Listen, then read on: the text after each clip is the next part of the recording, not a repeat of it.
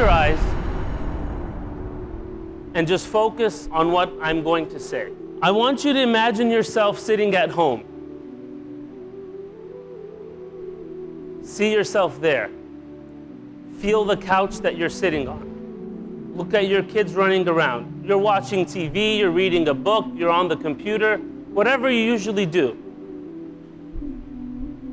And suddenly, you feel this immense pain in your chest. Put your hands on your chest. This immense pain.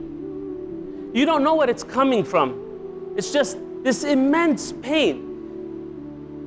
And you take a deep breath, and you think it will go away, but it doesn't.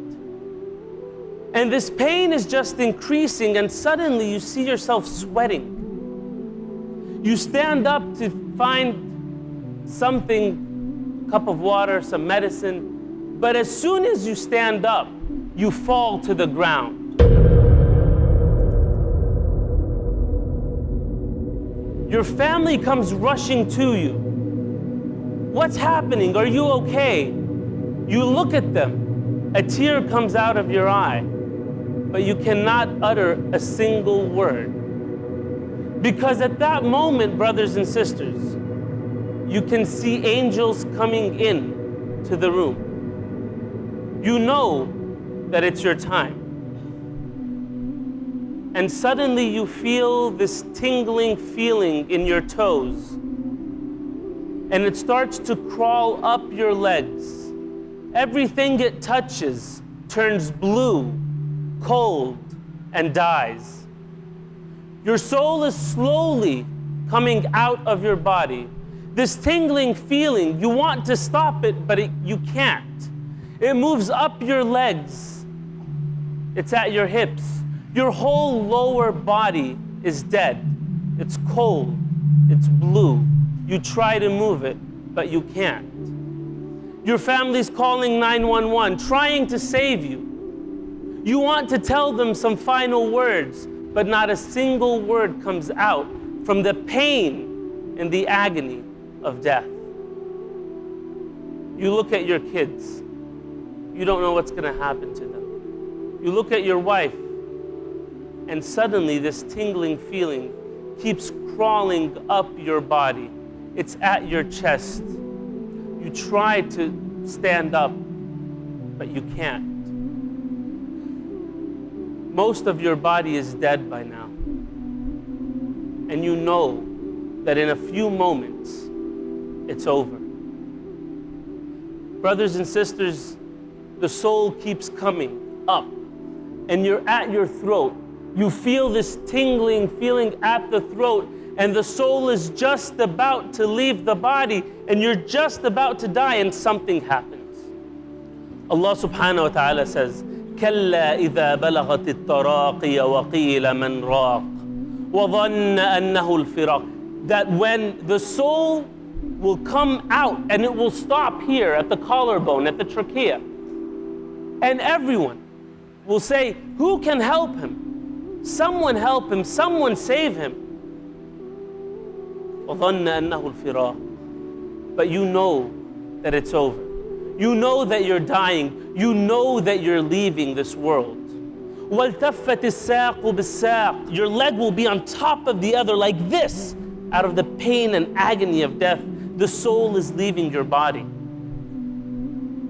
وَقِيلَ مَنْ رَاقٍ وَظَنَّ أَنَّهُ الْفِرَاقُ وَالْتَفَّتِ السَّاقُ بِالسَّاقِ إِلَىٰ رَبِّكَ يَوْمَئِذٍ الْمَسَاقُ. Your next destination is to Allah. The next stop is the hereafter. It's over. What if I told you that your body is only a garment for the time being? That the face in the mirror you are seeing dulls in importance to the soul that beams from your inner being?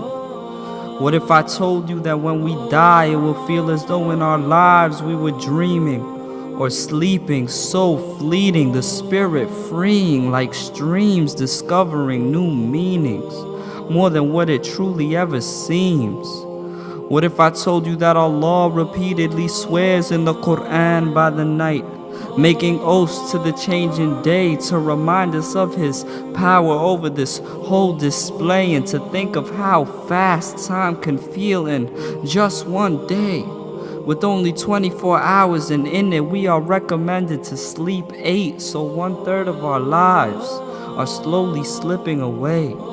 What if I told you that the grave is too small to fit your house, too small for the money, for the cars that will fade like stars in relation to the vastness of what is to come?